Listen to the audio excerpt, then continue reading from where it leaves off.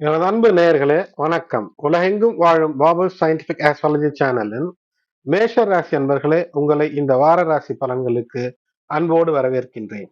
April மாதம் 7 2025 முதல் 13 April 2025 வரை தமிழிலே கலியுகம் குரோதி வருடம் பங்குனி மாதம் 24 முதல் 30 முடிய இந்த வருடமானது, அதாவது தமிழ் வருடமானது, குரோதி வருடமானது இதனோடு இந்த வாரத்தினோடு முடிவடையக்கூடிய இந்த 7 நாட்களுக்கான கிரகங்கள் தரக்கூடிய ராசி பலன் அற்புதத்தை, அதோடு கூட இந்த ஒவ்வொரு நாளுக்குமான திதி நட்சத்திரங்கள் தரக்கூடிய சிறப்பையும் இந்த பதிவிலே காண்போம். இதுவரை சப்ஸ்கிரைப் செய்யாத அன்பர்கள் சப்ஸ்கிரைப் செய்து பெல் பட்டன் நோட்டிபிகேஷன் பட்டனை ஆன் செய்து தொடர்ந்து இணைந்திருக்க அன்போடு வேண்டுகின்றேன். வார ராசி பலன் என்பதை பொறுத்து சந்திரன் மிக மிக முக்கியத்துவம் பெறுவார். சந்திரன் இந்த வாரத்தை பொறுத்தவரை ஏப்ரல் 7 மற்றும் 8 கடக ராசியிலே நீச்ச செவ்வாயோடு இணைந்த சந்திரமங்கல யோகத்தோடு உங்களுக்கு ஒரு அற்புதமான லக்ஷ்மி கடாட்சத்தை ஏற்படுத்தி தரக்கூடிய அமைப்பை தருகிறார். அது மட்டுமல்லாமல் அதற்கு அடுத்ததாக தொடர்ந்து ஏப்ரல் 9 மற்றும் 10 சிம்ம ராசியிலே செல்லக்கூடிய அந்த சந்திரனானவர் அந்த ராசிக்கு, அதாவது சந்திரன் இருக்கக்கூடிய நிலைக்கு முன்னும் பின்னும் இரு அசுபர்கள் இருக்கும் போது அந்த பாவகத்தை கட்டுப்படுத்தக்கூடிய அமைப்பிலே சந்திரனானவர் அதிக யோகத்தை, அதாவது ஆசைப்படக்கூடிய யோகத்தை, பேராசையை, எப்படியாவது ஒரு செயலை வெற்றி பெற்று விடலாம் என்று பாவம் செய்து கூட ஒரு செயலை வெற்றி பெற வேண்டும், வெற்றி பெற்றே ஆக வேண்டும் என்ற ஒரு சிந்தனையை கூட தந்து விடுவதற்கான வாய்ப்பு. ஆகையினாலே அடுத்தவர் பொருள் மீது ஏதேனும் ஒரு நாட்டம், எப்போதுமே அடுத்தவர் வைத்திருக்கக்கூடிய பொருள் போன்று நாமும் பெற வேண்டும் என நினைத்து உழைப்பது என்பது உயர்வை தரும்.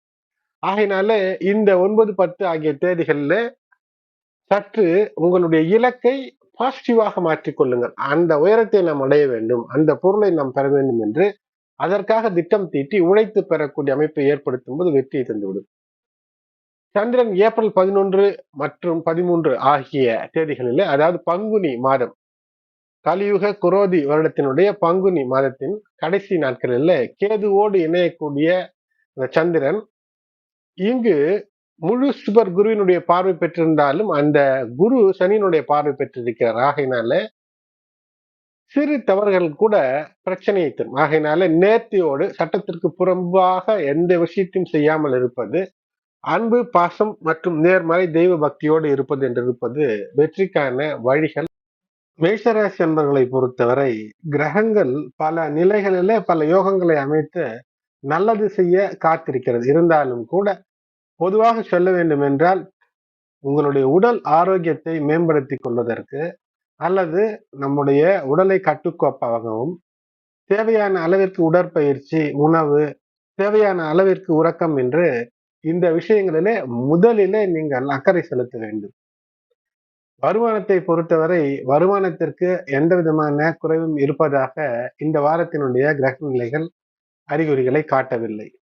நஷ்டம் ஒரு விரயம் என்றாலும் கூட சுப விரயமாக மாற்றிக்கொள்வதற்கு 12ஆம் இடத்திலே நிகழக்கூடிய அந்த நிபுண யோகம் என்பது ஒரு நிபுணத்துவத்தை, இப்படி செய்தால் இந்த நஷ்டத்தை குறைத்துக் கொள்ளலாம் அல்லது இந்த நஷ்டத்தை வருங்காலத்தில லாபமாக மாற்றிக்கொள்ளலாம் என்ற அந்த எண்ணம் உங்களுக்கு அற்புதமாய் தோன்றும். 4ஆம் இடத்திலே சந்திர மங்கள யோகம் என்பது வீடு வாகனங்கள் வாங்குவதற்கான முயற்சி என்பது எடுப்பது சிறப்பு. ஆனாலும் கூட புதிதாக ஏதேனும் ஒரு விஷயத்திலே கடன் வாங்கி வாங்குவது என்றதிலே, அதாவது இந்த வாரத்திலே சிக்குவது சரியாக அமையாது. மேலும் அற்புதம் என்னவென்றால் உங்களுடைய ராசிக்கு முன்பின் இரு சுபகிரகங்கள் இருப்பது பரிவர்த்தனை இடம், ஒருவருடைய இடம், அதாவது குருவினுடைய வீட்டிலே சுக்கிரன், சுக்கிரனுடைய வீட்டிலே குரு என்ற இந்த பரிவர்த்தனை என்பது ஏதாவது விரயம் என்றாலும் கூட அது ஒரு நல்ல சந்தோஷமான சுகத்தை தரக்கூடிய சுப அமைப்பை உங்களுக்கு தந்துவிடும். அதனால் பாசிட்டிவ் திங்கிங், நேர்மறையான எண்ணத்தோடு இருக்கும்போது வெற்றி என்ற அமைப்பை உங்களுக்கு தரும். உங்களுடைய ராசிக்கு 6ஆம் நிலையிலே கேது அமர்ந்திருக்கிறார். அந்த கேதுவின் மீது சனி சுக்கிரன் இணைந்த அந்த பார்வை என்பது, அதைத்தான் தபஸ்வி யோகம் என்று போட்டிருக்கின்றேன். ஒரு கடன், வம்பு, வழக்கு இவற்றிலே சற்று அலசி ஆராய்ந்து யோசனையோடு ஒரு முடிவெடுத்து வெற்றிக்கான வழிகளை நீங்கள் பெற்றுவிடுவதற்கான அமைப்பு என்பது இருக்கிறது. பொதுவாக இந்த வாரத்துல சூரியன், சந்திரன் மற்றும் செவ்வாய் இருக்கக்கூடிய அந்த நிலைகளை பார்க்கும்போது சொத்து சேர்க்கக்கூடிய அமைப்பு, வாழ்க்கையின் தரத்தை உயர்த்தி கொள்வது, எனிமி அதாவது ஒரு எதிரி என்று இருக்கிறார்கள் என்றால் அவர்களிடம் இருந்து வெற்றியை பெறுவதற்கு, எனிமிக்கல் தாட்ஸ் இருந்தால் அதாவது எதிர் சிந்தனைகள் இருந்தாலும் கூட அதிலிருந்து வெளிவருவதற்கு என்று பல ராஜயோகங்களை இந்த நிலை அமைத்து தருகிறது. வியாபாரத்தை பொறுத்தவரையில நீங்கள் நினைத்ததை விட சற்று கூடுதல் லாபம் கிடைக்கக்கூடிய அமைப்பு என்பது இருக்கும். உடன் வேலை செய்கிறார்கள் என்றால் அவர்களிடம் முரண்படாமல் இருப்பது சிறப்பை ஏற்படுத்தும். வேலைக்கு செல்லக்கூடிய பெண்கள் என்று இருந்தால் இப்போது உங்களுக்கு ஒரு தன்னம்பிக்கை என்பது இருக்கும். உங்களோடு வயதிலே குறைந்தவர்கள் உங்களுக்கு உதவி புரியக்கூடிய, உண்மையிலேயே நட்போடு உதவி செய்யக்கூடிய அமைப்பு கூட ஏற்படும். செலவுகள் இருக்கத்தான் செய்யும். 12ஆம் இடத்தை இத்தனை கிரகங்கள் 5 கிரகங்கள் வலுத்திருக்கும் போது வெற்றி. அந்த வெற்றி மேலும் சிறப்பாக அமைவதற்கு வாய்ப்பு இருக்கிறது. காரணம் என்னவென்றால் இந்த 12ஆம் இடத்துல இருக்கக்கூடிய அந்த கிரகங்களினுடைய மீன ராசியில இருக்கக்கூடிய கிரகங்களுடைய சேர்க்கையில இந்த ஆதித்ய புத ஆதித்ய யோகம், சுக்கிர ஆதித்ய யோகம் என்றெல்லாம் அமைவது மிக சிறப்பாக அமைகிறது. இந்த வாரத்தில் சுக்கிரன் மற்றும் புதன் ஒன்றொன்றாக வக்கிர நிவர்த்தி பெற்று உங்களுடைய வாழ்க்கையிலே செல்வ வளத்தையும் மகாலட்சுமி யோகத்தையும் அது அற்புதமாக நிறைத்துவிடும். அதனால் உச்சம் தொடுவதற்கு அதிர்ஷ்டத்தை வீடு தேடி கொண்டு வரும் எது இந்த சனி பயிற்சியிலே ஒரு நஷ்டத்தை விரயத்தை தரக்கூடிய சனி, அதனால்தான் விரயச்சன் என்று இருந்தாலும் கூட உங்களுக்கு இந்த நிலை ஒரு லாபத்தை தந்துவிடக்கூடியதாக அமைந்து விடுகிறது. அதனால் வெற்றிக்கான வாய்ப்புகளை தேடுங்கள். இந்த வாரம் உங்களுடைய திறமைகளை நீங்கள் நிரூபித்து காட்டி புத்திசாலிகள் என்ற அந்த பெயர் புகழை சம்பாதிக்கக்கூடிய அமைப்பு என்பது இருக்கும். இதை பயன்படுத்தி தேவையான செல்வத்தை, தனத்தை, தானியத்தை சேர்த்துக் கொள்வது என்பது ஒரு நோக்கமாக வைத்திருங்கள். குடும்பத்தோடு அதிக நேரத்தை செலவிடக்கூடிய வாய்ப்பை இந்த வார கிரக நிலைகள் நிச்சயமாக தரும். இந்த வாரத்திலே உங்களுக்கு சந்திர மங்கள யோகம் வார துவக்கத்திலே இருப்பது என்பது பல நிலைகளிலே சிறப்பை ஏற்படுத்தி தரும். பாக்கிய நிலைகளிலே உங்களுக்கு நிச்சயமாக அற்புதத்தை செய்வதற்கான வாய்ப்புகளை எல்லாம் ஏற்படுத்துகிறது. அதிர்ஷ்டம் என்பது நிச்சயமாக அமையப்பெறுகிறது. ஆகையினாலே பல நிலைகளில 2ஆம் இடத்தில் இருக்கக்கூடிய குருவும் சுப காரியங்களுக்கு செலவுகள் இருந்தாலும் வெற்றிகளை தருவார். ராசிக்கு ராகு 12ல இருக்கக்கூடிய காரணத்தினால் வாகனங்கள் ஓட்டும் போது கவனம். குரு 2ல நிதி ரீதியாக உங்களுக்கு ஏற்றங்கள் இருக்கும். இருந்தாலும் ஏதோ சேமிப்பதில் நீங்கள் நாட்டம் வைத்திருந்தாலும் கூட சில செலவுகள் இருக்கும். புதிய விஷயங்களிலே முயற்சி செய்யும் போது அந்த முயற்சிக்கு வெற்றி வேண்டும் என்றால் தீர ஆலோசித்து நல்ல ஆலோசனை தரக்கூடியவர்களுடைய உதவியோடு செய்வது வெற்றியை தரும். சமுதாயத்திலே இருக்கக்கூடிய நல்ல பெரிய மனிதர்களுடைய ஒத்துழைப்பு கிடைக்கக்கூடிய அமைப்பு என்பது இருக்கும். வேலை இடத்திலே சற்று பணிச்சுமை அதிகரிக்கக்கூடிய அமைப்பு இருக்கும். எதையுமே உணர்ச்சி பூர்வமாக செய்யாமல் கோவப்படாமல் செய்வது வெற்றி என்பது இருக்கும். தொழில் வியாபாரம் நிச்சயமாக சிறப்பாக அமையும். வீட்டு விஷயங்களிலும் கவனம் செலுத்துங்கள். வெற்றிக்கான வழி மேலும் செவ்வாய் முருகன் வழிபாடு, சனிக்கிழமைகளிலே சனி பகவானுக்கு தீப வழிபாடு செய்வது வெற்றியை தரும். எனது அன்பு நேயர்களே, குரோதி வருடம் பங்குனி 24 திங்கட்கிழமை ஏப்ரல் 7 2025 8 PM வரை தசமி, அதன் பின்னர் ஏகாதசி திதியாக அமைகிறது. பூசம் நட்சத்திரம் 6:24 AM வரை, பிறகு ஆயுள்யம். நாள் முழுவதும் 60 நாழிகைகளும் சித்த யோகம். காலை 6:25 வரை தன்ய நாள். சுப காரியங்களை தவிர்ப்பது நல்லது. இந்த நாள் நாகதோஷ பரிகாரங்கள் செய்ய மிக ஏற்ற நாளாக அமைகிறது. ஆயில்யம் நட்சத்திரம் ஆகையினாலே தோஷ பரிகாரங்களுக்கு, ஜாதக தோஷ பரிகாரங்கள் செய்ய ஏற்ற நாளாக இருக்கிறது.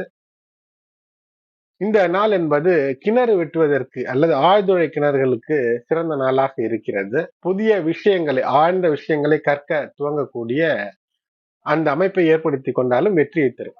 அடுத்தது குரோதி வருடம் பங்குனி 25 செவ்வாய்க்கிழமை ஏப்ரல் 8 2025 9:13 PM வரை ஏகாதசி, பின்னர் துவாதசி. ஆயில்யம் காலை 7:55 AM வரை, பிறகு மகம். நாள் முழுவதும் சித்த யோகம். செவ்வாய்க்கிழமை ஏகாதசி. இந்த ஏகாதசிக்கு காமதா ஏகாதசி என்ற பெயர். அதாவது நீங்கள் விரும்பிய ஒரு விஷயத்தை பெறுவதற்கு பெருமாள் வழிபாடு, ஏகாதசி விரதம் இருந்து வழிபாடு, அல்லது மாலை வேலைகளில ஏகாதசி நாள் என்று உங்கள் இல்லங்களுக்கு அருகிலே இருக்கக்கூடிய பெருமாள் கோயில்களுக்கு சென்று துளசி மாலை, தீபங்கள் ஏற்றி 11 தீபங்கள் ஏற்றி வழிபாடு செய்வது என்பது நினைத்த விஷயத்தை, ஆசைப்பட்ட விஷயங்களை, அதாவது காமப்பட்ட விஷயங்களை கைப்பெறுவதற்கான வாய்ப்பை, அருளை தருவார் என்பது ஐதீகம். அடுத்தது குரோதி வருடம் பங்குனி 26 புதன்கிழமை, ஏப்ரல் 9, 2025 10:55 PM வரை துவாதசி, பின்னர் திரையோதசி. மகம் காலை, அதாவது மகம் நட்சத்திரம் காலை 9:57 AM வரை, பிறகு பூரம் நட்சத்திரமாக அமைந்திருக்கிறது. நாள் முழுவதும் சித்த யோகம் மற்றும் அமிர்த யோகம். தமன ரோகணம் என்று இருக்கும், அதாவது தமன மலர் கொண்டு மகாவிஷ்ணுவுக்கு வழிபாடு செய்வது. அது மட்டுமல்லாமல் உங்கள் இல்லங்களுக்கு அருகிலே இருக்கக்கூடிய பெண்களை அழைத்து இந்த பூஜை செய்யும் போது, பெண்கள் சுமங்கலி பெண்கள் மற்ற பெண்களை அழைத்து பூஜை செய்யும் போது சுமங்கலி வரத்தை தரக்கூடிய அமைப்பை ஏற்படுத்தும். அதனால் இதற்கு தமன துவாதசி என்ற பெயரும் உண்டு. அடுத்தது குரோதி வருடம் பங்குனி 27 வியாழக்கிழமை, ஏப்ரல் 10, 2025 1 மணி AM வரை திரையோதசி, பின்னர் சதுர்த்தசி. பூரம் நட்சத்திரம் 12:24 PM வரை, பிறகு உத்திரம். பகல் 12:24 வரை சித்த யோகம், பின்னர் மரண யோகம். வியாழக்கிழமை பிரதோஷத்தோடு கூடி வருவது என்பது இந்த பிரதோஷ வேளையில, மாலை வேளையில இல்லங்களில் அருகிலே இருக்கக்கூடிய சிவாலயங்கள் சென்று நந்தி பகவானுடைய அபிஷேக ஆராதனையை கண்டு பிரதோஷ நேரம் 4:30 முதல் 6க்குள் சிவனை, அம்பாளை தரிசிப்பது என்பது குழந்தைகளுக்கு கல்வி வளத்தையும் நலத்தையும் ஏற்படுத்தி தரும். இந்த நாள் மகாவீரர் ஜெயந்தி, மன்மத திரையோதசி என்ற இந்த நாளுக்கான சிறப்பும் உண்டு. மதனகாம திரையோதசி என்ற பெயரும் உண்டு. அம்பாள் வழிபாடு, சிவன் கோயில்களிலே அம்பாளுக்கு கமல மலர்கள், மறிக்கொழுந்து மலர்களை கொண்டு வழிபாடு செய்வது. அனங்க திரையோதசி என்ற பெயரும் இருக்கிறது. அதாவது ரதி மன்மதன் சிலை வைத்து எங்கு கோயில்கள் இருக்கிறதோ அங்கு சென்று பூஜை செய்வது, அல்லது இல்லத்திலேயே பெருமாளுக்கு இருபுறமும் கரும்பு வைத்து, கரும்பையே ரதி மன்மதனாக நினைத்து பூஜை, மறிக்கொழுந்து மலர் வைத்து பூஜை செய்வது என்பது திருமணம் கைகூடக்கூடிய அந்த அமைப்பை ஏற்படுத்தி தரும். அடுத்ததாக குரோதி வருடம் பங்குனி 28 வெள்ளிக்கிழமை, ஏப்ரல் 11, 2025 அடுத்த நாள் காலை 3:21 AM வரை சதுர்த்தசி, பின்னர் பௌர்ணமி. உத்திரம் நட்சத்திரம் 3:10 PM வரை, பிறகு ஹஸ்தம் நட்சத்திரம். நாள் முழுவதும் சித்த அமிர்த யோகம். முழு சுப முகூர்த்த நாளாக வெள்ளிக்கிழமை, ஏப்ரல் 11, 2025 அமைகிறது. எல்லா சுப காரியங்களும் செய்வதற்கு ஏற்ற நாளாக இருக்கிறது. பெருமாள் தாயார், சிவபார்வதி, முருகன், வள்ளி தெய்வானை இவர்களுக்கு உங்கள் இல்லங்களுக்கு அருகிலே ஆலயங்கள் இருந்து அங்கு நடைபெறக்கூடிய திருமண வைபவங்கள், திருமண உற்சவங்கள் இருந்தால் அங்கு சென்று அதை கண்டு ரசித்து வருவது அருளை உங்களுக்கு அற்புதத்தையும் அள்ளித்தரக்கூடியதாக இருக்கும். குழந்தை வரம் இருக்கும், திருமண வரம் ஏற்படும். அது மட்டுமல்லாமல் இந்த நாளிலே புதிய நல்ல விஷயங்களை துவக்க சிறப்பான நாளாக அமைகிறது. திருமணம், ஜாதக பரிவர்த்தனை போன்ற எல்லா சுப நிகழ்வுகளுக்கும் இந்த நாள் ஏற்றதாக அமைகிறது, வெள்ளிக்கிழமை. அடுத்தது குரோதி வருடம் பங்குனி 29 சனிக்கிழமை, ஏப்ரல் 12, 2025 மறுநாள் அதிகாலை 5:52 AM வரை பௌர்ணமி, பின்னர் பிரதமை. ஹஸ்தம் நட்சத்திரம் 6-7 மணி வரை, பிறகு சித்திரை. நாள் முழுவதும் பௌர்ணமி திதியாக இருக்கிறது. மரண யோகம்.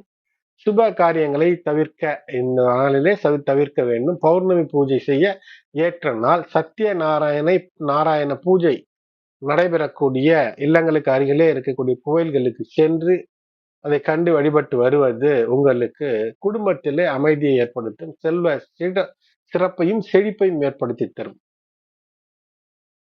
இந்த நாள் சர்வ தேவ தமனம் என்று சொல்வார்கள். அதாவது எல்லா தெய்வங்களுக்கும் தமன மலர் வைத்து வழிபாடு செய்ய ஏற்ற நாளாக இருக்கும்.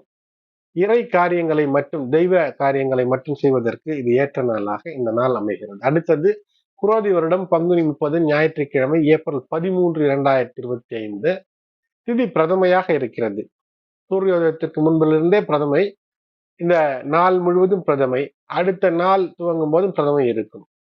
நட்சத்திரம் சித்திரை நட்சத்திரம் 9:10 PM வரை, பிறகு சுவாதி நட்சத்திரம். நாள் முழுவதும் பிரதமை, சித்த யோகம், அதன் பின்னர் மரண யோகம். சித்த யோகம் 9:10 PM வரை. இந்த நாள் இஷ்ட தெய்வ குலதெய்வ வழிபாடு செய்ய ஏற்ற நாள்.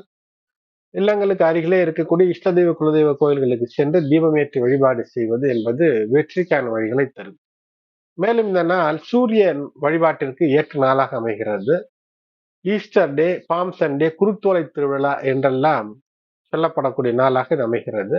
இந்த நாளிலே சோடசக்கலை நேரம் என்ற அந்த அற்புத நேரம் என்பது அதிகாலை 4:52 AM முதல் 6:52 AM வரை அமைகிறது.